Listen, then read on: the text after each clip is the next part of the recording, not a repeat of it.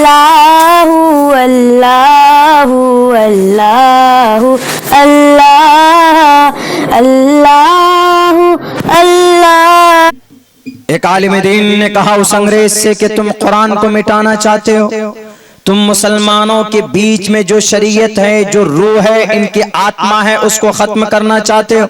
उन्होंने कहा कि हाँ, हमको तो यही बताया गया है कि मुसलमानों की को ताकत और मुसलमानों का अकीदा इस कुरान से जुड़ा है, इसलिए हम कुरान को जलाना चाहते हैं कि कुरान जल जाए, खत्म हो जाएगा कुरान करीम। तो उन्होंने कहा, उस आलिम दीन ने कहा कि तुम कुरान के नुस्खों को जला सकते हो, तुम कुरान के मुसव्वदे को जला सकते हो, ये जो किताब की शक्ल में है तुम इनको जला सकते हो, लेकिन कुरान करीम जो 3,22,000 से कहीं ज्यादा जो इनमें हुरूफ हैं, उन अल्फाज को तुम मिटा नहीं सकते, तुम जला नहीं सकते। कहा क्यों? कहा कुरान सिर्फ किताब की शक्ल में थोड़ी ही है, कुरान करीम बच्चों के सीनों में, दिमाग में है। कहा कैसे दिखा सकते हो? Can you show me the Quran? You said in yourself, तुम अपने अंदर छुपाए हुए दिखाओ जरा प्लीज। तो सालिम दीन ने कहा कि कुरान करीम हम तुमको दिखाते हैं कि कहां पर है कुरान। एक बच्चे को बुलाते हैं और उस बच्चे से कहते हैं कि बेटा कुरान पढ़ो। वो बच्चा 9 घंटे में पूरे कुरान की तिलावत करता है अंग्रेज के सामने में, बिना देखे, बिना रुके। अंग्रेज तब तौबा करता है कि हम कुरान को नहीं मिटा सकते, ये यकीनन अल्लाह का कलाम है, हम खुद मिट जाएंगे लेकिन कुरान नहीं मिटा सकते। क्यों? पता नहीं ये बच्चा पढ़ कहां से रहा, न कोई चिप है, न कोई मेमोरी कार्ड है, न कोई हार्ड डिस्क है, कुछ नहीं। आ कहां से रहा है ये बच्चे पढ़ कैसे रहा? और मिलाकर देख रहा है, एक लफ्ज बलफ्ज, हर्फ बहर्फ बिल्कुल करेक्ट एकदम पढ़ता चला जा रहा है। ये वो कुरान है कि अल्लाह तबारक व तआला ने इसी कुरान की हिफाजत की जिम्मे अपने सर पर ली है। अल्लाह ने यूं कहा, इन्ना नहनु नज़्ज़लना ज़िक्र व इन्ना लहु लहाफ़िज़ून, हमने उतारा और सुनो, तुम सिर्फ पढ़ना, अमल करना, हिफाजत तो मैं कर लूंगा इस कुरान की, क्योंकि मेरा कलाम है, मैं खुद हिफाजत करूंगा। और सुनो दुनिया वालों, अगर तुम भी महफूज होना चाहते हो, अगर तुम भी दुनिया के परेशानियों से बचना चाहते हो, अगर तुम भी लोगों के दंगा फसाद से बचना चाहते हो, तो इस कुरान के शरण में आ जाना, इस कुरान के सदक़े में तुम्हारी हिफाजत हो जाएगी। अगर तुम कुरान से हटकर जिंदगी गुजारेंगे, शरीयत की खिलाफ वर्जी करेंगे, शरीयत कुरान से है, इस्लामिक शरीयत कुरान से है और कुरान अल्लाह का कलाम है। अगर आप शरीयत को नहीं मानते, गोया कुरान को नहीं मान रहे, आप शरीयत को फॉलो नहीं करते हैं तो कुरान को फॉलो नहीं कर रहे हैं, इसका मतलब ये। और कुरान अल्लाह का कलाम, और अल्लाह ने हिफाजत की जिम्मे ली है कुरान की। अगर कुरान की हिफाजत है तो कुरान को कोई मानता है तो कुरान के सदके में उस आदमी की भी हिफाजत होगी जो कुरान को मानेगा, जो शरीयत को मानेगा, जो शरीयत के मुताबिक जिंदगी गुजारेगा। तो मुसलमानों की हिफाजत अल्लाह ने कुरान करीम के अंदर रखा है। इसीलिए हम मुसलमानों को, मोमिनों को ये चाहिए कि मुकम्मल तौर पर अपने कुरान और शरीयत के मुताबिक अपनी जिंदगी गुजारने की कोशिश करें। जो जो अहकामात, अब ये रही बात कि जी हम कैसे हिफाजत करें कुरान, ये हमारी हिफाजत कैसे होगी? कुरान में जो जो अहकामात हैं, कुरान और हदीस में जो जो फरमान है रब का, उसको फॉलो करना। अगर आप उसको मानेंगे तो आपकी हिफाजत अल्लाह तबारक व तआला करेगा, क्योंकि आप कुरान की बात पर अमल कर रहे हैं। तो अल्लाह कुरान के सदक़े में, अल्लाह कुरान पर अमल करने की वजह से आपकी हिफाजत करेगा, आपका प्रोटेक्शन करेगा। अगर आप नहीं मानेंगे, कोई गारंटी नहीं। मिसाल के तौर पर हम मुसलमानों का जो अमल होता है वो अग़यार के सामने में प्रूफ होता है, अग़यार दुश्मनान इस्लाम के सामने में एक प्रूफ होता है। हमारा अमल, हमारा काम मुसलमानों का, क्योंकि हम जो काम करते हैं उमूमन हमारे भारत में नहीं, दुनिया के अंदर लोग ये समझते हैं कि इस्लाम में शायद ये जायज है, क्योंकि सबको मालूम है कि मुसलमान अपनी शरीयत के फरमान के मुताबिक जिंदगी गुजारता है। ये सब कुछ कर सकता है लेकिन अपने अकीदे के साथ छेड़छाड़ नहीं कर सकता, अपनी शरीयत को छोड़ नहीं सकता, अमल न करे कुछ वक्ती तौर पर, लेकिन ठीक है, लेकिन कॉन्सेप्ट मोहब्बत होगी इनको। तो हमारा कोई भी अमल होता है वो अगयार उसको परखते हैं, जांचते हैं और उस अमल के एतबार से फिर फैसला होता है। मिसाल के तौर पर आपको एक मिसाल देता हूं मैं, केरला में और एक कर्नाटका में दो केसेस सेम वहां के हाई कोर्ट में पहुंचता है। केरला में भी सन 2016 में और सन 2022 में कर्नाटका में दो केस है, सेम केस है और दोनों हाई कोर्ट में पहुंचता है। केस क्या था? पर्दे के ऊपर था, पर्दा। To cover up the face it is a essential part of Islam, it is a not essential part of Islam. ये दोनों जजमेंट, चेहरे को ढांपना, नकाब लगाना क्या जरूरी है कि नहीं है, यानी समाज की औरत को, बच्चियों को पर्दा करना जरूरी है कि नहीं है, ये दुनियावी एतबार से दुनिया के कोर्ट में पहुंचता। एक केस पहुंचता है केरला हाई कोर्ट, एक केस पहुंचता है कर्नाटका हाई कोर्ट में। इस्लाम का क्या कॉन्सेप्ट है? इस्लाम का अकीदा यह है, 7 कुरान करीम में 7 आयतें पर्दे की वजूब पर है, यानी पर्दा जरूरी है। चेहरे को ढांपना, पूरी बॉडी को पर्दे में मलबूस करना ये जरूरी है। आयतें हैं कुरान करीम में, कई सारी आयत है, वक़र्न फी बुयूतिकुन्न वला तबर्रजन तबर्रुजल जाहिलियतिल ऊला। कुरान करीम कुल्लिल मुमिनाति यग़ज़ुज़्न मिन अबसारिहिन्न या निसाअन नबिय्यि लस्तुन्न काहदिम मिनन निसा इन इत्तक़ैतुन्न फला तख़ज़ान बिल क़ौल। किसी से नरमी से बात मत करो, औरतों से मुखातब किसी से नरमी से बात मत करो। फोन के ऊपर अगर किसी अजनबी का कॉल आ जाए तो लचकदार बात नहीं होनी चाहिए, सख्ती के साथ, शिद्दत के साथ जवाब दो ताकि उनको महसूस हो कि बहुत ज्यादा उनको कुछ और महसूस होने लगे। ये सब हैं और तकरीबन 70 हदीस ऐसी है जो पर्दे के वजूब पर दलालत करती है। हमारा अकीदा कुरान का फैसला है, ये कॉन्सेप्ट है मुसलमानों का। क्यों है पर्दा? पर्दा इसलिए है ताकि इज्जत महफूज रहे, ताकि जिना कम हो, ताकि समाज की बेटियों की इज्जत व आबरू महफूज हो सके, बेपर्दगी ना हो, बुराई ना हो। मकसद यही है। इस्लाम का कोई भी हुक्म बिना मकसद से खाली नहीं। नमाज पढ़ता है तो मकसद है बुराई से पाक होना। इन्नस्सलात तन्हा अनिल फ़ाहशाइ वल मुनकर, कि नमाज बुरी बात और बेहयाई से रोकती। पर्दा है तो पर्दा का मतलब कुल्लिल मुमिनाति यग़ज़ुज़्न मिन अबसारिहिन्न व यहफ़ज़्न फ़ुरूजहुन्ना, कि उससे तुम्हारी इज्जत की रक्षा होगी, उससे तुम्हारी इज्जत व आबरू महफूज होंगी। ये कुरान करीम का कोई भी ऑर्डर हिकमत से खाली नहीं है, फायदे से खाली नहीं है। तो ये ऑर्डर है कुरान का और शरीयत का। अब दुनिया के नजर में क्या आता है फैसला? कर्नाटका हाई कोर्ट ने ये कहा कि to cover up the face for the Muslim women, Muslim girls, it is essential part of Islam. ये इस्लाम का जरूरी हिस्सा है। Because and this message has been written and has been ordered by God, by command of Allah। ये अल्लाह का फरमान है जो कुरान में है, वो इस बात को लिखते हैं। और एक दलील ये भी पेश करते हैं वो कि पूरे केरला में तकरीबन 65% औरतें पर्दा करती है। तो वहां के हाई कोर्ट ने ये जजमेंट दिया, जब 65% औरतें पर्दा करती है तो इसका मतलब पर्दा जरूरी है।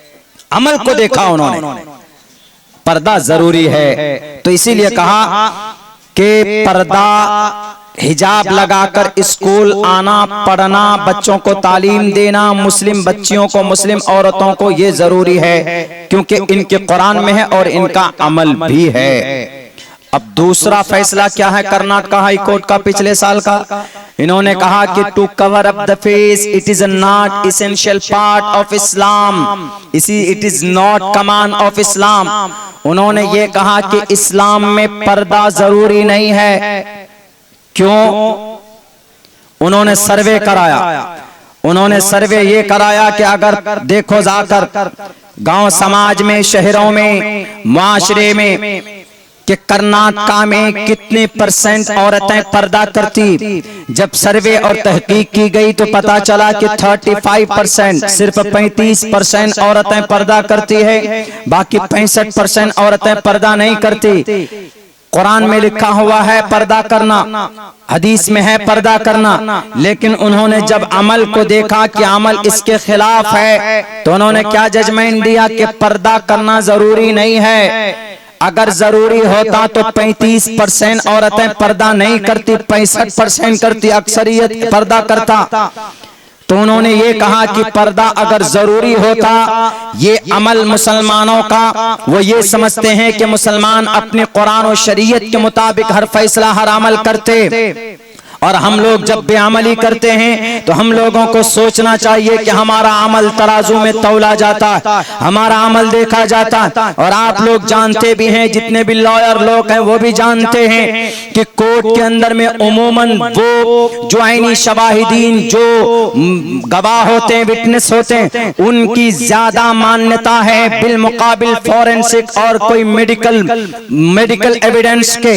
अगर एक शाहिद है, आंखों देखा कोई विटनेस है, वो अपनी नजरों से कहता है कि नहीं मैंने देखा इसको कत्ल करता हुआ, मर्डर करता हुआ, मैं गवाह हूं इस बात का। लेकिन अगर फॉरेंसिक में कोई और विटनेस है कि भाई ये कातिल नहीं है, तो उस देखने वाले की गवाही मानी जाती है। तो 35% औरतें केरला कर्नाटका के अंदर देखा कि सिर्फ 35% औरतें पर्दा करती हैं। इसीलिए उन्होंने कहा कि अगर पर्दा जरूरी होता तो 65% औरतें पर्दा करती, सिर्फ 35% औरतें निकल कर आई। इससे साफ पता चलता है कि पर्दा जरूरी नहीं है। इसीलिए हम कहते हैं कि मुसलमानों, आपका अमल तय करता है कि इस्लाम क्या है, आपका अखलाक कैसा है, ये तय करता है कि मुसलमान किसको बोलते हैं।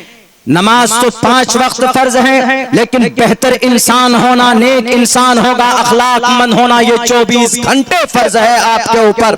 आप नमाजी, रोजेदार, हाजी सब कुछ हो सकते हैं, लेकिन एक अच्छा मुखलिस होना, नेक होना, ये आपके लिए ज्यादा जरूरी है। इन तमाम चीजों के साथ साथ में अगर सारी चीजें आपके अंदर हैं, लेकिन आपका अखलाक बेहतर नहीं है, पड़ोसियों के साथ आपके मामलात नहीं है, मामलात आपके खराब हैं, जुबान आपकी गंदी है, तो इसी सूरत में आप एक सच्चा मुसलमान नहीं कहला सकते। आप रब्बुल जुल जलाल के फरीजे को अदा दे सकते हैं, लेकिन आप एक अच्छा इंसान कहने के नाते लोगों के बीच में नहीं पहचाने जा सकते। इसीलिए मैं कहा करता हूं अमूमन कि मुसलमानों, आपके बीच में जो आपका कुरान है, उसका जो फरमान है, उसके मुताबिक जिंदगी गुजारने की कोशिश कीजिएगा। तो इंशाअल्लाह जितने भी लोगों को एतराज कुरान पर है, जितने भी लोगों को एतराज शरीयत पर है, जो एतराज करते हैं, उनकी किताबों के अंदर खुद बहुत सारी बातें इस्लाम की पाई जाती है, जो जिन बातों पर हम मुसलमानों का आस्था और बिलीफ है। मिसाल के तौर पर यही पर्दा है। क्या पर्दा कहाँ नहीं है? पर्दा सनातन धर्म में नहीं है? क्या पर्दा जुडाइज्म में नहीं है? पर्दा क्रिश्चियनिटीज में नहीं है? पर्दा वहां पर भी है। यत्र नार यस्तु पूजन्ते रमन्ते तत्र देवता तत्र तास्तु न पूजन्ते न रमन्ते न तत्र देवता। इस जमीन पर औरत का सम्मान करो, पर्दा करो, उनको महफूज रखो, घर में उनको बेपर्दा मत करो, रुस्वा मत करो। आप अपने बच्चियों को घर के अंदर इज्जत की जिंदगी दें, उनको पर्दे की अहमियत बताएं कि बेटी तुम औरत हो, तुम्हारे लिए पर्दा जरूरी है।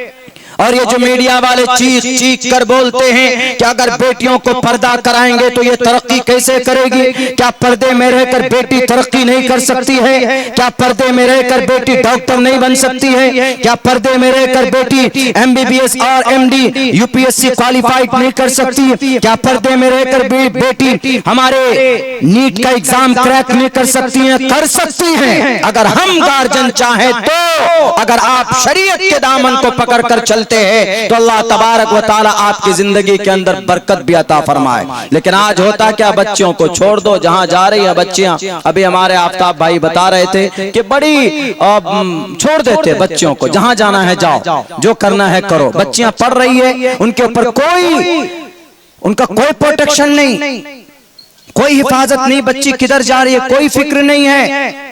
मेरे भाइयों, आप अपनी औलाद के बारे में जिम्मेदार हैं। कुल्लुकुम राइन व कुल्लुकुम मसऊलुन अन रइयतिही। अगर आपकी औलाद कोई गलत काम करती है, कोई गुनाह का काम करती है और आप कोई भी फिक्रमंद नहीं है उसके बारे में, तो वो गुनाह जो करेंगे पहले गुनाह आपको लिखेगा, बाद में उस बच्ची के माथे पे। कुल्लुकुम राइन व कुल्लुकुम मसऊलुन अन रइयतिही। कितनी अच्छी बात की पर्दे के ताल्लुक से। तो हम मुसलमानों का अमल तय करता है कि यकीनन हम लोग सच्चा मुसलमान है कि नहीं है। हम जो जो अमल करते हैं वो लोग परखते हैं उस पर, वरना खामखा एक हवा है कुरान के बारे में, शरीयत के बारे में कि नहीं जी ये कुरान है, शरिया कानून है, 1450 साल पहले आया। आज के जमाने में इस कुरान की क्या जरूरत? आज के जमाने में हाफिज कुरान बनाने से क्या मिलेगा? 1450 साल पहले कुरान नाजिल हुआ था। आज के मॉडर्न जमाने में क्या ये कुरान पढ़कर हमारा बच्चा दुनियावी एतबार से स्ट्रांग हो सकता है, मजबूत हो सकता है? शायद आपको मालूम नहीं है, दुनिया के ऊपर कुरान पढ़ने वाले हाफिज कुरान का एहसान रहा। दुनिया के बड़े बड़े साइंसदान, दुनिया के बड़े बड़े डॉक्टर्स, दुनिया के बड़े बड़े प्रोफेसर, दुनिया के आई सर्जन और डॉक्टरों का इमाम मिला। दवाई को बड़े बड़े जो वायरस पैदा हुए, चेचक जैसी मुहलिक बीमारी की खोज करने वाला मदरसे में पढ़ाने वाले उलमाए किराम थे, जिनको डॉक्टर अबू बकर मोहम्मद बिन जकरिया और राजी के नाम से जाना जाता है। कौन थे ये किसी यूनिवर्सिटी के प्रोफेसर नहीं थे, बल्कि मदरसे से ही पढ़े, हाफिज कुरान बने, उसके ऊपर रिसर्च किया। हमारे पास जो कुरान है, उस कुरान में सिर्फ बरकत हासिल करने के लिए चीज नहीं है कि नहीं जनाब ये कुरान है तो हम सिर्फ तिलावत करेंगे तो इस कुरान करीम से तो हमको फायदा होगा। क्या दुनियावी एतबार से ये कुरान गाइडलाइन नहीं करता है? क्या रहनुमाई नहीं करता है? करता है। सिर्फ इबादत के लिए कुरान नहीं है, मसला मसाइल के लिए कुरान नहीं है। कुरान हर चीज के लिए, हर फील्ड में, हर मसले में, हर जगह पर कुरान रहनुमाई और रहबरी करता है। अल्लाह के नबी की हदीस से फरमाते हैं, मन अरादल इल्म, कोई आदमी अगर इल्म हासिल करना चाहता है, कोई आदमी अगर उलूम फुनून हासिल करना चाहता है, उसको चाहिए कि फल्यतदब्बरिल कुरान, कुरान के ऊपर गौर करे। क्यों जी? फइन्ना फीहि इल्मल अव्वलीन वल आखिरीन, इसमें इस दुनिया का एजुकेशन भी है, मरने के बाद की भी तालीम है। यानी अगर आप कुरान को भावनाओं से, मोहब्बत से तिलावत करते हैं तो नेकी आखिरत के लिए, और इस दुनियावी एतबार से इस पर अगर रिसर्च करते हैं कुरान करीम पर, तो दुनियावी एतबार से भी आपके समस्या का समाधान। जो लोग एतराज करते हैं कि कुरान में सिर्फ शरिया कानून है, ये तो कुरान तो अल्लाह का सख्त कानून है, मोहम्मद रसूलुल्लाह ने इसी को इम्प्लीमेंट किया था। उनको समझने की, उनको जानने की, उनको इस कुरान के ऊपर रिसर्च करने की जरूरत है। पढ़िए, देखिए, पढ़ना जरूरी है, इल्म हासिल करना जरूरी। जब तक आपको किसी भी शास्त्र के बारे में ज्ञान नहीं होगा, जब तक आपको किसी भी ऑथेंटिक बुक्स के बारे में जानकारी नहीं होगी, तो आप सही जजमेंट नहीं दे सकते, सही फैसला नहीं कर सकते। लोगों के बीच में एक हवा बनाया गया है कि ये कुरान अल्लाह का सख्त कानून है, इस कुरान में औरत के हक हुकूक लूटे गए हैं, इस कुरान करीम के अंदर जिहाद का कानून है, इस कुरान करीम में लव जिहाद का ऑर्डर है, इस कुरान करीम के अंदर पर्दे में रहने की परमिशन, रहने की सख्त कवानीन इस कुरान में है। ये सारी बातें गलत हैं, गलत फहमी है और गलत साजिश के तहत लोगों के बीच में मीडिया के प्लेटफॉर्म से, मीडिया के जरिए से दुनिया के अंदर इस कुरान को बदनाम करने की एक साजिश चली। मेरे भाइयों, जहां तक हो सकता है, मैं एक तालिब इल्म हूं दारुल उलूम देवबंद का, मैं एक तालिब इल्म हूं कुरान का, मैं एक तालिब इल्म हूं, मैं हदीस का, मैं एक तालिब इल्म हूं कलिमे की रहनुमाई और रहबरी का। अगर कोई गलत फहमी पैदा करता है, मेरी भी जिम्मेदारी है, आपकी भी जिम्मेदारी बनती है कि उस कुरान और उस शरीयत के ताल्लुक से जो गलत फहमियां हैं वो लोगों के बीच में इसको दूर करें। पहली बात, कुरान के बारे में यह आता है कि इसके अंदर जो भी कवानीन हैं वो शरिया कानून है। शरिया कानून मतलब जुल्म सितम वाला कानून। इस उसको शरिया कानून का नाम दिया गया। अरे कुरान अल्लाह का कलाम है और अल्लाह तबारक व तआला अपने बंदे जिंदगी कैसे गुजारेंगे वो तरीका कुरान में बताया।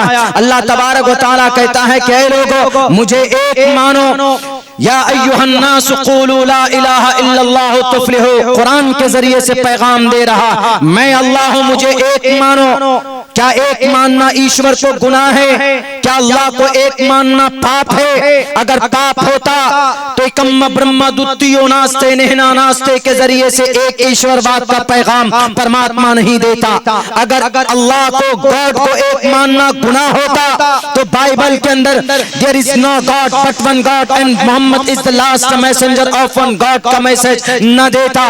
अगर एक मानना ताकत ईश्वर की अगर गुनाह होता तो सिख धर्म के गुरु नानक नहीं कहते एक ओंकारा सतनाम करता भिरुत नरवी नरवीर अकाल मूरत अजवनी से भुंगुर प्रसादी। हम मुसलमानों का यही तो अकीदा है ना कि कुल हुवल्लाहु अहद अल्लाहुस समद लम यलिद वलम यूलद वलम यकुल लहू कुफुवन अहद। अल्लाह एक है, अल्लाह तबारक व तआला का कोई हमसर नहीं है, अल्लाह तबारक व तआला की कोई औलाद नहीं है, न उसकी कोई औलाद है। दूसरा क्या ऑर्डर है कुरान में अल्लाह का?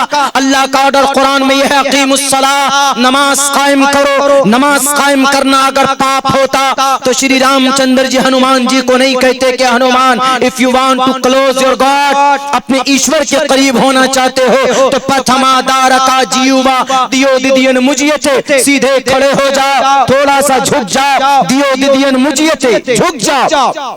तृतीयानन को डलाकार तीसरे नंबर पर कुंडली मारकर बैठ जाओ। चतुर्थ देव चंद्र का पंचम बिंदु संयुक्ता, पांचवें नंबर पर अपने उस ध्यान से शांति के साथ तुम बाहर आओ। इससे ये पता चलता कि ईश्वर की प्रे करना, ईश्वर की इबादत करना, अल्लाह की बंदगी करना, अल्लाह की इबादत करना न कुरान में गुनाह है, न तुलसीदास के रामायण के अंदर श्री हनुमान जी ने हनुमान को उपदेश दिया है कि तुम ईश्वर के करीब बनना चाहते हो तो ईश्वर का नाम लेकर उनका वर्णन करो, उनकी इबादत करो। क्योंकि आप जब तक इबादत नहीं करेंगे मुसलमान अपने अल्लाह के करीब नहीं हो सकता और हमारे हिंदू समाज के भाई वो अपने ईश्वर के प्रिय मित्र नहीं बन सकते। कुरान का एक अकीदा यह है कि मुसलमानों कुरान पढ़ो, कुरान का जिक्र करो, अल्लाह का जिक्र करो। वज़क्किर फ़इन्न ज़िक्रा तनफ़उल मुमिनीन, अगर आप अल्लाह का पाक नाम लेते हैं, जिक्र करते हैं तो अल्लाह नूर आपके दिलों के अंदर भरता है। अगर आप परेशान हैं कुरान की तिलावत कीजिए, अला बिज़िक्रिल्लाहि तत्मइन्नुल क़ुलूब, आपका दिल मुतमईन होगा। आप परेशानी में हैं मस्जिद में जाइए, नमाज पढ़िए, अल्लाह तबारक व तआला आपकी परेशानी को दूर करेगा।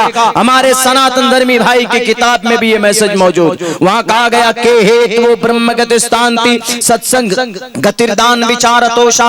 ए ईश्वर परमात्मा हम कैसे करीब हैं आप हो तो ईश्वर कहता है कि सत्संग करो, विचारतोषा उसके अंदर मेरे अच्छे नामों का वर्णन करो, यानी जिक्र करोगे तो तुम मुझे करीब पाओगे। ये ऑर्डर है नमाज पढ़ना किस लिए? अल्लाह के करीब होने के लिए।